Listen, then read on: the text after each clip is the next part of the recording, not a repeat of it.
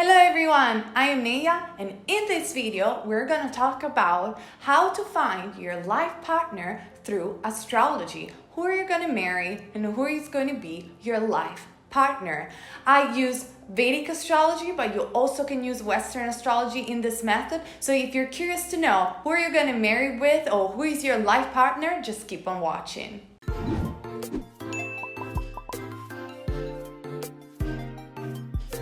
What we need to do is to obviously create a chart as we did in my previous video for the signs of twin soul. Use the link that I provided down below and put your date of birth, hour of birth, and location of birth. And that is going to create some charts. The first chart that you're going to see big in the screen, it's the D1 chart. The D1 chart is the prominent and dominant chart in Vedic astrology. And usually it's what is also dominant in Western astrology. And that is going to indicate your destiny, what you're going to do in this life, what is your faith, your north node, and so on and so forth. And so obviously it's going to indicate who you're going to marry. Materialistically speaking, it's going to portray the dominant aspects and traits of that person. But then if you scroll down below that same page, you're going to see some other charts. And I want you to look at the chart where the number 9 is on. So look at that chart. That chart is called D9. The D9 chart is our inner world and inner reality. So it explains our emotional and psychological trait. And when we're looking at our life partner, it's going to express how this life partner is going to look like in their internal world while we're looking emotionally on a partner. And so who is this person that we're going to get married with, at least the first marriage? Now that we know that, take the first chart, the D1. If you're just looking at the chart on Western astrology, don't even worry about it. D1 chart, the dominant chart, is more than enough to understand who we're going to get married and our life partner. And I want you guys to go and find where the number 7 is placed on your chart. That is the 7th house for those of you who are watching on the Western chart. So go and find the placement of the 7th house. For example, I'm going to comment my chart so you have an example to get referred to, and we're going to study my chart, and so it's going to be easier for you guys to study your chart too. So my 7th house in Vedic astrology is under the sign of Virgo. So we have to see also the opposite side of Virgo. The opposite side of Virgo is a Pisces. So what are we going to know about the 7th house? The 7th house is the house of relationship and marriage. So the person that I am going to get married with probably has a rising sign in Virgo. And it's going to remind me of the characteristic of the Pisces being the opposite sign. So a very intuitive, emotional person, because Pisces is the sign of intuitive and spirituality. Then because my 7th house is in Virgo, that it's ruled by Mercury. So we have to look at the sign of the 7th house. Again, we're going to look at the 7th house. The sign of the 7th house, in my case, is Virgo. And Virgo is ruled by Mercury. So we're going to see the ruler of that sign. Okay? Mercury rules Gemini and Virgos.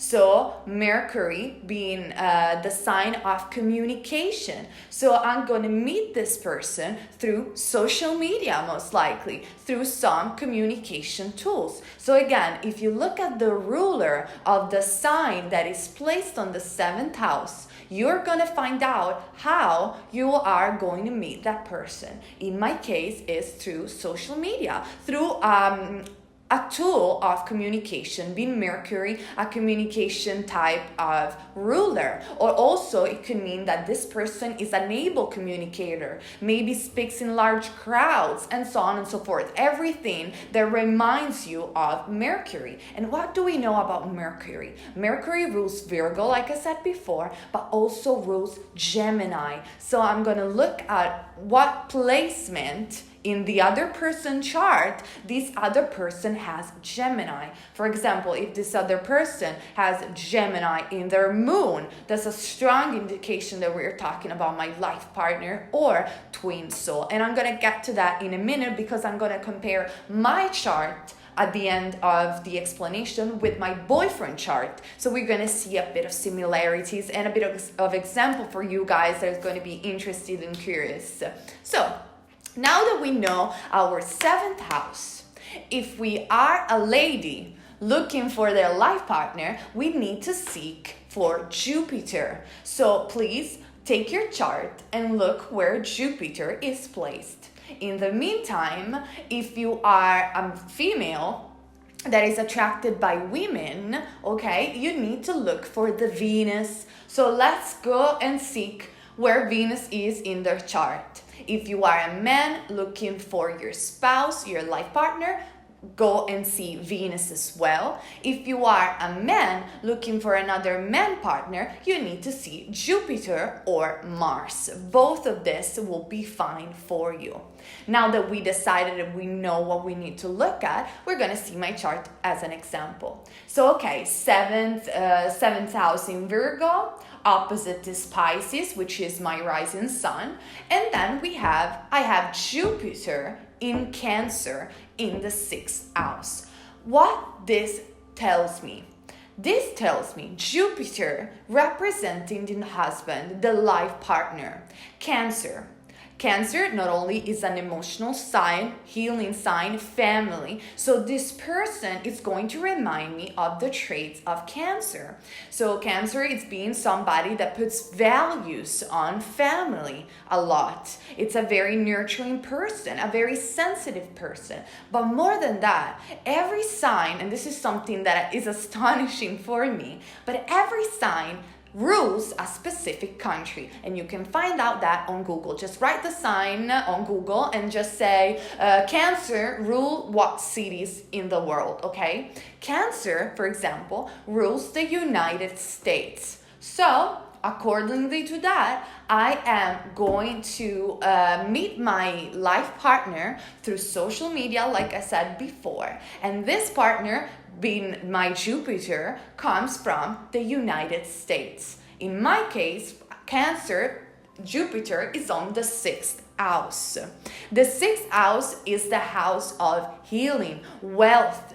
So this person is going to be very careful about the way they look, but not because of how they look, but because of how they care about themselves. They care a lot about being healthy. They could be healers and doctors as well. And the 6th house, it's also a partner that works with you. So I'm going to meet this person because we are going to work together on our life purpose, and that's really astonishing. Obviously, this is my example. You're going to be a different house, different placement, a different sign. Please look at the characteristic of the sign, like I mentioned before, and obviously the meaning of your house, the meaning of that specific house, and that is going to determine your Jupiter, your life partner, his characteristic, or if you're a man or a lady looking for a lady, your Venus, the characteristic of your Venus.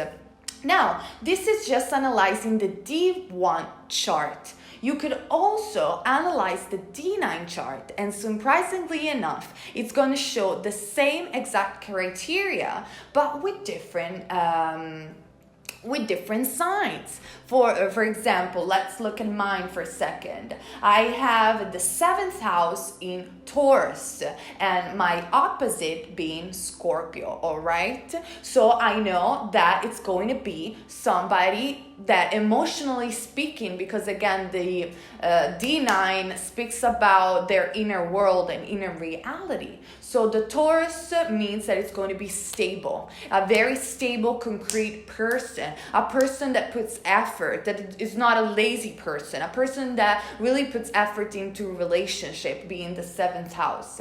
And then again, I'm going to look at Jupiter. And Jupiter is again, in my case, in Virgo. So doesn't change much between what I said before. It just means that as an internal reality, my Jupiter is going to be somebody very critical, very perfectionist, if it makes any sense.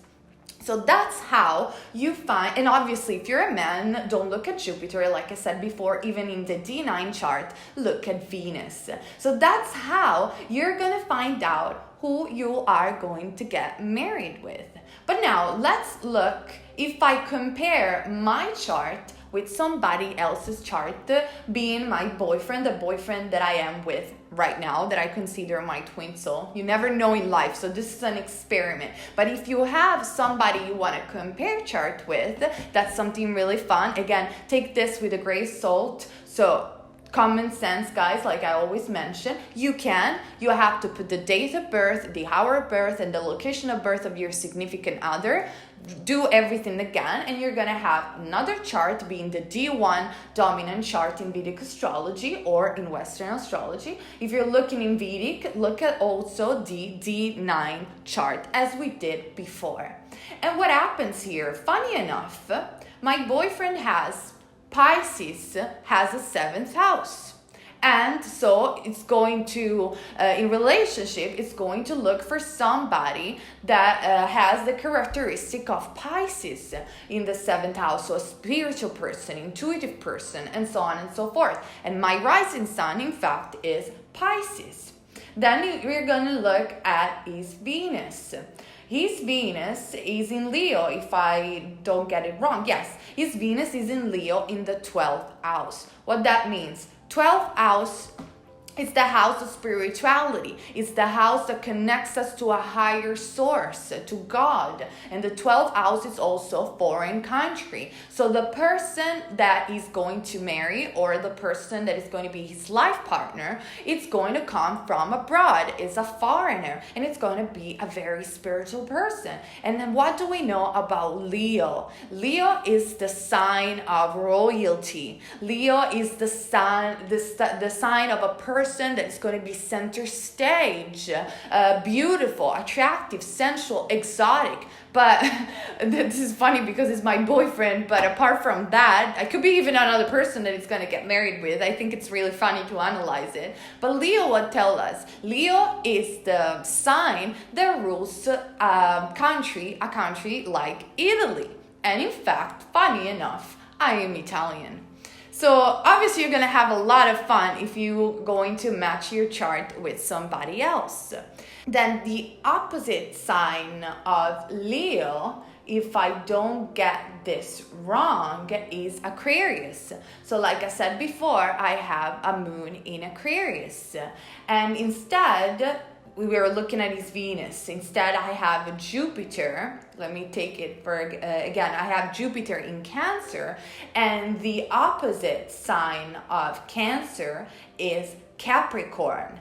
In fact, he has his Rahu being the North Node in Capricorn. That tells me that obviously this is a past life relationship. But it doesn't matter. The aspects that you need to see to find your life partner, who you're gonna get married with, is the 7th house. You look at the 7th house, you see what sign is the 7th house, and you look at the sign, so you know who the characteristic, the general material characteristic of that person.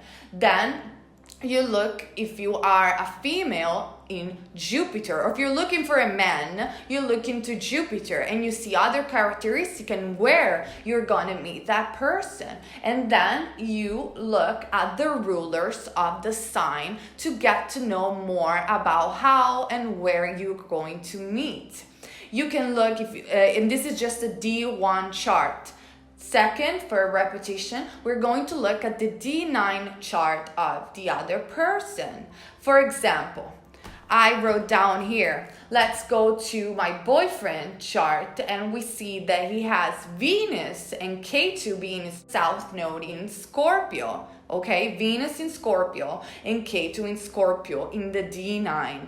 My ascendant in the D9 chart is Scorpio, and my moon in the D9 chart is Scorpio. So there you go. That's another strong sign of compatibility. And again, another compatibility sign will be that his Rahu is in Taurus, and my sun sign in the D1 dominant chart is Taurus. So there you go. That's a bit of a ways that you can analyze compatibility between another person with Vedic astrology according to life partners. But to not complicate your life too much, just analyze the first chart, which is the D1 chart or the Western astrology chart, and look for the 7th house, the sign of the 7th house, and the opposite sign of the 7th house. So in my case was Virgo Pisces. See the ruler of that house. So 7th house in Virgo, ruled by Mercury, tells me social media and communication.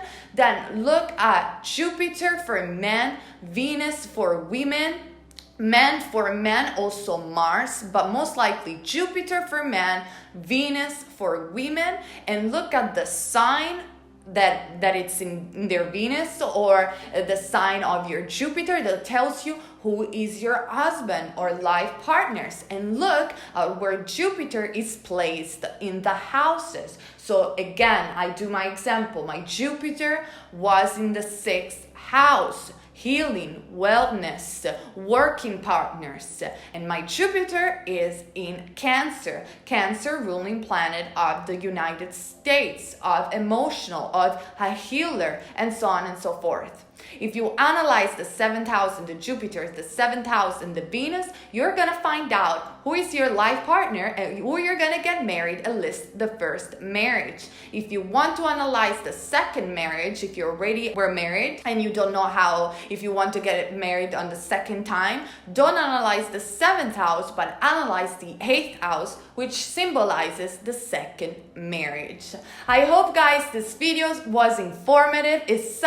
Astrology is so fascinating and so vast. Again, I'm not a professional astrologer. If you want to know more, you need to have a reading from a professional astrologer. But if you want to have some tips and tricks, this surely will help you. And again, take astrology with a bit of common sense. It's a lot of fun to share this knowledge and to compare charts, to have a bit of a laugh and to understanding if it's really gonna end up that way. I honestly felt very astonished looking at mine, and surely you will too. But again, in life, I believe in the power of choice, and love goes beyond, far beyond what astrology can tell us or tarots can tell us. It's all within our hand, and I believe that we are conscious co-creators of our existence. So again, take astrology only seriously, but not too much. If you like this video, thumbs up, comment down below to share your thoughts, and subscribe to this video to have more videos regarding spirituality, law of attraction, tarot cards, divination tool, and spirit guides, and all of that. And again, you're never wrong if you follow love. Bye, everyone.